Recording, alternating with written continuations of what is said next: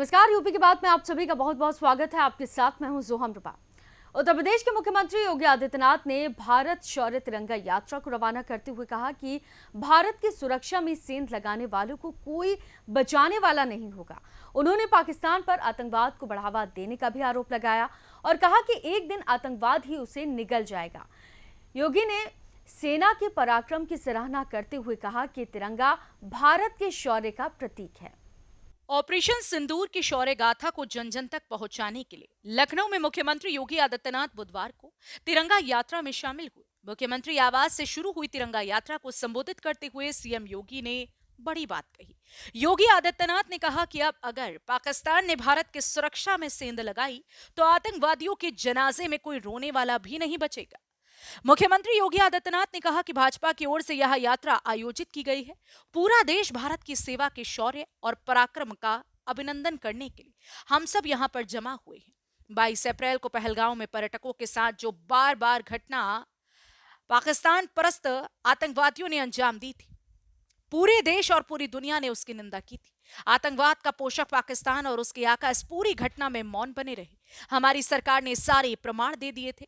योगी आदित्यनाथ ने कहा कि जब पाकिस्तान अपनी हरकतों से बाज नहीं आया तो आखिरकार ऑपरेशन सिंदूर का अभियान चलाया गया। आपने देखा 100 से अधिक आतंकियों को मार दिया गया। पूरे देश और पूरी दुनिया ने इसको देखा है। पाकिस्तान ने जो हिमाकत की है उसका मजबूती के साथ भारत के बहादुर जवानों ने जवाब दिया। दुनिया को संदेश दिया कि हम छेड़ेंगे नहीं, लेकिन अगर कोई छेड़ेगा तो उसको छोड़ेंगे भी नहीं। तिरंगे के प्रति सम्मान का भाव प्रकट करने, सैनिकों को सम्मान देने और प्रधानमंत्री के प्रति कृतज्ञता के लिए तिरंगा यात्रा का शुभारंभ हो रहा है। मुख्यमंत्री योगी अपने सरकारी आवास पर आयोजित भारत शौर्य तिरंगा यात्रा कार्यक्रम में बोल रहे थे। उन्होंने कहा कि भारत द्वारा 22 अप्रैल 2025 को हुई पहलगाम घटना के सारे प्रमाण देने के बाद भी पाकिस्तान अपनी हरकतों से बाज नहीं आ रहा था। आज पाकिस्तान पूरी तरह से खोखला हो चुका है। दुनिया ने देखा पाकिस्तान के मंत्री व सैन्य अधिकारी कैसे आतंकवादियों के जनाजे में शामिल हो रही हैं। भारत के आन मान शान की रक्षा करने के लिए प्रतिबद्ध हमारी सरकार ने जब ये सारे के सारे प्रमाण देने के बाद भी पाकिस्तान अपनी हरकतों से बाज नहीं आया तो अंततः ऑपरेशन सिंदूर का एक अभियान चलाया गया और आपने देखा होगा कि पहले दिन ही 100 से अधिक आतंकियों को और उनके परिवार से जुड़े हुए उन लोगों को जो प्रत्यक्ष रूप से इस पूरे आतंकी घटनाक्रम पर आतंकवाद के विष बेल को पालने पोषने में योगदान दे रहे थे, उनको जिस तरीके से उनके बीभत्स कृत्य की सजा दी गई, ये पूरे देश ने भी और पूरी दुनिया ने देखा है और भारत की सेना के बहादुर जवानों के पराक्रम और शौर्य का लोहा भी माना है।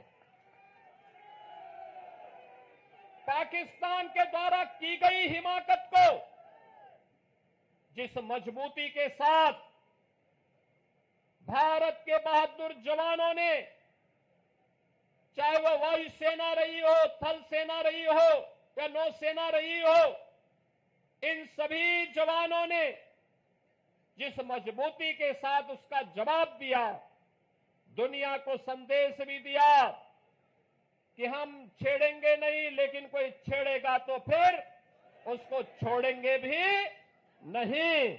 और भारत ने वह करके दिखाया है जिसके सम्मान में आज पूरे देश के अंदर भारतीय जनता पार्टी के द्वारा ये तिरंगा यात्रा प्रारंभ की गई है। वहीं भारत शौर्य तिरंगा यात्रा को उप मुख्यमंत्री ब्रजेश पाठक ने संबोधित करते हुए कहा कि पड़ोसी देश पाकिस्तान ने भारत के अमन चैन को छेड़ने का काम किया था। भारतीय सेनाओं ने उसे मिट्टी में मिलाने का काम किया है।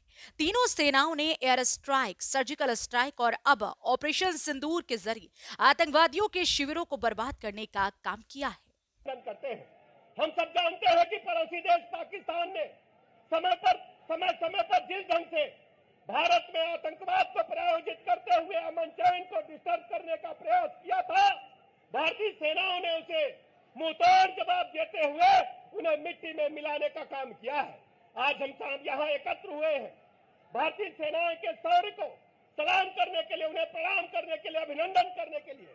हम सब जानते हैं जब भारतीय सेनाओं ने एयर स्ट्राइक के माध्यम से पाकिस्तान द्वारा आयोजित आतंकवाद को मुंहतोड़ जवाब दिया, उसके बाद एयर स्ट्राइक की, सर्जिकल स्ट्राइक की, इस बार तो कई ठिकानों पर पूरी तरह से आतंकवादियों को समूल नष्ट करने का जो अभियान भारतीय सेनाओं ने चलाया, उसके लिए मैं भारतीय सेनाओं का बहुत बहुत अभिनंदन करता हूं, बधाइयां देता हूं।